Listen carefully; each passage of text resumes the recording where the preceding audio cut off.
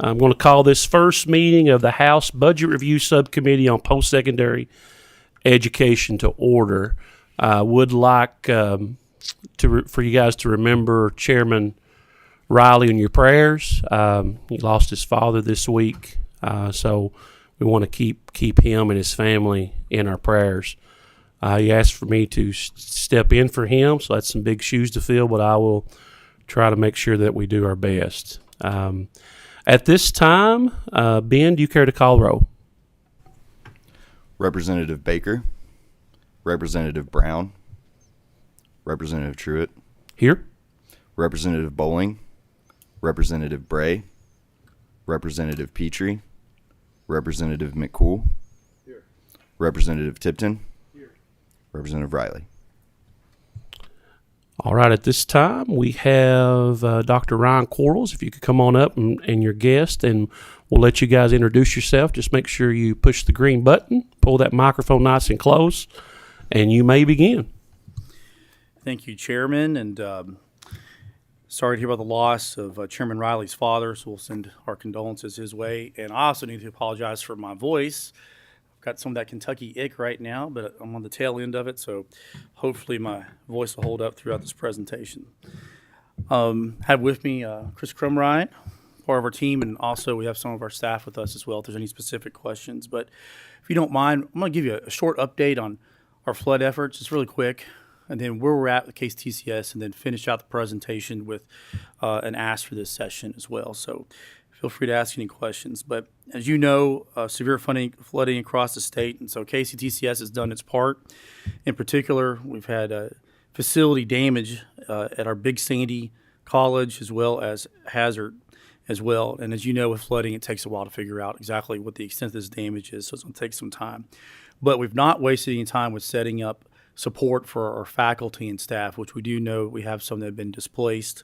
So we're helping them out during this process. And then we started an emergency fund for our students. It's still uncertain how many students have been adversely affected, but we actually have specific fundraising efforts ongoing for Big Sandy, Hazard, and Southeast. And if we have any students watching, we just want to let you know that we're going to do everything possible to make sure that this disaster does not get in the way between you and stepping across stage on graduation day, and that we have emergency funds available to get you back into class. And just also let you know that in Hazard, our Lee's College campus in Breathitt County, with HCTC is actually being used as a shelter, and also our Mayo campus in Johnson County is currently working with the Red Cross, and we have a 100-bed shelter in operation as of Wednesday. Just a reminder about what is KCTCS? Just real quickly here, as you all know, collectively we're the state's largest post-secondary education entity. We educate 45% of all undergraduates in Kentucky, 45%. That roughly comes out to about 107,000 students enrolled right now. Enrollment is up by over 7% from this time last year. And as you know, and Representative Bobby McCool knows probably better than anyone else, we play a very special function when it comes to workforce needs in Kentucky, and we're really proud of that. 16 colleges, 70 campuses across the state, and no matter where you are, particularly in rural Kentucky, you're within a 30-minute drive of KCTCS campus, and we like that theme of being accessible to any Kentuckian that wants to improve themselves. We are the state's largest provider of dual credit. As you can see on the slide, we do about 68% of all dual credit in Kentucky. And we're also the state's largest GED provider. 54% of all GEDs are facilitated through KCTCS. We're very proud of that, including over 4,500 GEDs awarded to incarcerated Kentuckians over the past 5 years. And during the interim, Mr. Chair, we would like to spend more time engaging with our prison and jail population, as well as our efforts in addiction clinics in the recovery community across Kentucky. And just to wrap up our student profile here, 54% of our students are first generation. We have a lot of students that are joining us later in life. A third of our enrollees are adult students, a third are in high school, and a third are traditional age as well. 80% of our students qualify for financial aid of some sort. And we also know that roughly half of our students are working while they're in college. It makes us a little bit different than the 4 years. That means we need more support for our students, which means we've had a we have ongoing conversations about what we can do to provide more wraparound services for our students. We know this helps with retention rates as well as graduation rates as well. But we also know that adversity such as food insecurity, housing in some cases, but also the need of mental health resources continue to be a big obstacle, not just for KCTCS, but higher education in general across the country. Let's focus a little bit on workforce. I like to say that we are the workforce juggernaut of Kentucky. We are proud that we partner with over 5,000 businesses every year. I think that's a good start. That we play a special role. I like to tell our business community, if you don't have a partnership with KCTCS, it's time to pick up the phone today, because chances are they're trying to hire, and we have 107,000 students looking for a job. And so we're happy to do that.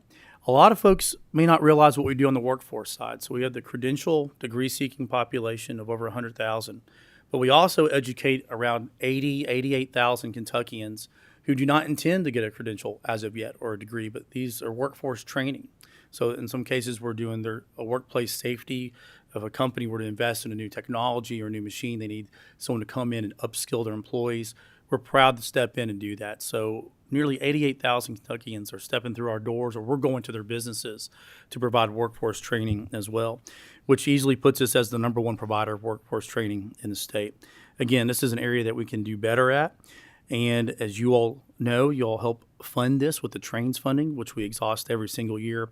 And then just one last tidbit on workforce is that you all generously fund through the Kentucky Lottery the Work Ready Scholarship. We exhaust every single dollar of that, which means more students are getting in the classroom for those 5 areas of high demand industry jobs across the state. We exhaust every dollar of this, and we do know that this program is working across Kentucky. This past year, just very quickly, I've been focusing on 3 main themes in 2024 during my first year: compliance, stability, and building out a leadership team. As you all know, before being hired, a state audit was conducted in 2023. We have cured all the observations in the state audit. We're proud of that. We're going to continue moving forward. We also have multiple internal audits going on as well. And then our forensic audit, which you all helped fund the budget, concluded last October. And we have processes in place right now, work teams, to make sure that we are curing all the observations in the forensic audit as well. We also work with the Kentucky Fire Commission, and they're with us today. And they're going through a renewal period right now, and we're happy that they're part of KCTCS. We look forward to a strong relationship with the Kentucky Fire Commission for years to come. We like working with them because it's about workforce training as well. My first year in, we did the first system-wide reclassification of employees in 20 years. There's a lot of misalignment across the colleges. I'm proud to work with 4,000 teammates. I'm proud of the work that they do, whether in faculty or staff or administrative support. They're great people. But we're a big system, so we know that we have a lot of changes ahead of us. We're also selling property. This past year, we sold 8 buildings and are in progress to sell or dispose of 4 more. We have a big geographic footprint. And so one of the objectives for SJR, which we'll talk about in a second, is to evaluate the space utility of KCTCS. How many buildings do we need? Are they current? Do we need to dispose of them? Do we need to look at some maybe creative and innovative P3 observations? We're going through that exercise right now. We've also taken a hard look at our curriculum. We offer a lot of different degrees, a lot of different credentials, some of which may not be as relevant as they used to be. So in our first year in, we have removed 400. Again, we have removed 400 underutilized credentials so we can focus on expanding in areas of greater need, while at the same time adjusting and being as nimble as possible with the needs of our employers as well. We're also focusing on partnerships with other universities. This past year, we renewed, and in one case had the first ever formal transfer statewide pack with the University of Kentucky, University of Louisville. So we got our R1s out of the way, so that a clear message that no matter which of the 16 community colleges you go to, that there should be seamless transfer to those institutions as well. And we're working on our regional comprehensives. And next week, we'll be having a signing ceremony with Western Kentucky University as well, with more to come. So we're focusing on compliance, stability, and building out a professional team that get to work with every single day. The last part of the presentation, Mr. Chairman, has to do with House Bill 6, the budget bill from last year, and including the $90 million that you all have appropriated for the second year of the biennium, which was tied into our SJR report from last year. And I know that we have briefed, I think, everybody in this room in attendance on this committee on this, but just a quick reference that this item, this $90 million, was referred to as an efficient operations and innovation plan. So this is our response to that. We put in over 7,000 hours of time for our SJR report, and we actually have physical copies of that if you'd like to take one with you that goes through a myriad recommendations that we would like to endorse and implement as well. We've also identified 3 capital investment projects for this $90 million. Again, the funding has already been appropriated, and we need to make sure that we focus on getting these done now. Any delay in construction, as you all know, makes the cost of a project go up. So it's important that we continue to move ahead without delays, and also the fact that these buildings will be housing programs that align with workforce shortages across the state and the needs of our employers. So just very quickly, these 3 projects, as you can see, is Somerset Community College. In this building will be housed a diesel and automotive technology program, welding, HVAC, computer-assisted design, 3D printing. With, by the way, the Somerset Community College is, I think, second to none in the state, and maybe probably in the region of the United States with our additive manufacturing, which we call 3D printing, a capability down there, as well as electrical and some other flex labs. Just to make sure that there's clarification here, while asset preservation was approved by CPE, we intend to use the funds in House Bill 6 for the construction of this program as well. Over in Louisville, you all have passed by this building probably many times on 75. It's more or less the high rise, but a lot of people don't know the condition inside that building. It's a 12-story building, and the elevator goes to 11 floors. The restrooms are not ADA accessible. It is no longer compliant with building codes. We cannot offer modern scientific instruction at one of our largest KCTCS facilities. And so these funds, we respectfully request is to replace that building as well. And the last one is at South Central Sky at their Glasgow campus. This one's going to be focused on allied health, especially for the needs of rural Kentucky hospitals. We'll relocate the building, expand the nursing programs that are offered there that are currently severely outdated campus. Other programs in there will be anatomy, nursing assistant, nursing pharmacology, mental health, childbearing medical lab assistants, as well as medical surgery, nursing as well. And so we hope that this helps bridge that gap, especially in the high growth area of the Bowling Green area with a lot of new jobs coming in. So those are the 3 projects. We're happy to answer any specific questions you may have about them. We have our team with us about that. But let me conclude here by saying this year we're focusing on partnerships. We work with around 5,000 different entities each year. Most of those are employers. Some of them are intergovernment relations with other organizations across the state. I'm currently working with KCO and KLC to say, hey, if your mayors or judge executives are hiring people that require CDL, why aren't we the provider of choice or a first choice? So we're trying to make sure that the KCTCS is aligning with other needs of Kentucky. Maybe it's maintenance at our state parks. Maybe it's industrial maintenance at the Kentucky Fair and Expo Center, et cetera. So, excuse me, we're trying to make sure we align with that. Last thing I have to share, again, we have copies of SGR 179. Please take a time to look at this. We have 4 buckets of reform. Bucket 1 has to do with KRS changes, which I think many of you all are aware with. Number 2 is regulatory reform, which we're in the process of going through right now, getting rid and identifying unneeded or outdated regulatory issues that affect us. Policy reform, this is the vast majority of our changes. These are things we're doing currently. We've identified that 80% of the policies at KCTCS are out of date. And so we have a full-time person working on nothing but updating our policies as well. And the last bucket has to do with bigger issues in higher ed, the future of dual credit, the future of the Keys Scholarship, et cetera. And so with that, Mr. Chair, thank you for your time this morning. I apologize for my voice. Happy to answer any questions you all may have.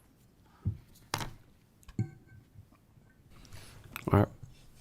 Representative Tipton. Thank you, Mr. Chair. President Quarles, good to have you here back with us in the legislature. Looking around the room, I think I'm the only one here that's actually served with you in the legislature. But right. it's good to have you back. Sounds like you got your hands full. There's a lot going on across the state, but I do have one specific question.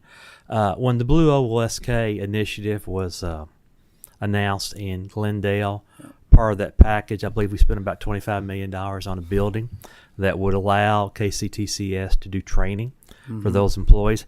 And I understand that maybe a little slow getting off the ground. Could you give us an update on how that's going? And are there enough workers from Blue Oval coming through there, and you're getting enough fees to cover your costs? And how's that going? Great. Thank you. So the building is open. It's operational. We cut the ribbon on it this past year. It's beautiful and state of the art. We do know that with perhaps the scaled down announcement of jobs that we may not have as many people going through as we anticipated at this time, but President Pate at ECTC is in constant communication with this joint venture. We do have employees of that company being trained. And so our concern going forward is making sure that we provide the needs of that company. But at the same time, we've got to be able to cover our operating costs. And so we have been in touch with Secretary Link as well as Secretary Knoll at the Cabinet for Economic Development, and they've been helpful with covering at least the first year operational costs. This will more than likely be an ask for the next budget year to make sure that this state-of-the-art training facility, that we have enough operational costs to cover that. We're happy to give you a tour. If you have any other additional specific questions, we're happy to answer those. Well, Dr. Quarles, listen, I want to thank you for your presentation. We all knew you would do a good job at President, so we're thankful that you're there. We encourage you to continue to work hard like you are. We're here to support you. We know the importance of getting people to work, and sometimes that four-year college is not the best option. And so we're thankful for you being where you are. And seeing there's no further business before the subcommittee, I will hear a motion for adjournment. Oh, I'm sorry. Sorry, Representative McCool. Didn't know you had a question. Go ahead. Thank you, Chairman. I don't really have a question. Just want to make a comment. Thank you for being here. I'm certainly so pleased to see KCTCS on a very positive path. And that starts by surrounding yourself with great leadership. Yep. You have to have that, and I believe you've done that. So thank you, President Quarles, for doing that. Just want to make a few comments, if I may, Chairman. Go ahead. You know, this system, and we talk about policy updates. Yeah. I was there, the original one. We actually called it a shotgun wedding. It was really amazing. I can tell you some stories about that. But we were building this plane as we was flying it. Yeah. So no doubt, there's probably some policies that probably had my name on. You need to get rid of those, whatever it was. So I apologize for that. Taking note. It won't make me mad, I promise. But I want everybody to know how critical this is to the Commonwealth of Kentucky. It's because workforce development. KCTCS offers such a flexibility programs for everything. If a company were to come into Eastern Kentucky or Western Kentucky or wherever it goes, and they needed a specific type of training, even if it's not there immediately, they have the resources to pull from anywhere in the state of Kentucky, and can do that and will do that. So it's plays a very vital role in our post-secondary education, and it's like everything else. Our regionals are important, our research universities are important, but equally important is KCTCS. I just want to say thank you. I'm so much relieved and pleased to see how it's going to go. It's probably going to go much better than when I was there, which is fine. So thank you very much. Thank you, Mr. Chairman. Appreciate that. And if you don't mind, just a reminder that Representative McCool actually served on the Board of Regents. And I think he was the first faculty member to serve on that back after the shotgun wedding was performed. Yes. Thank you, guys. I will now hear a motion for adjournment. All right. Thank you, guys. Let's have a great day. Thank you.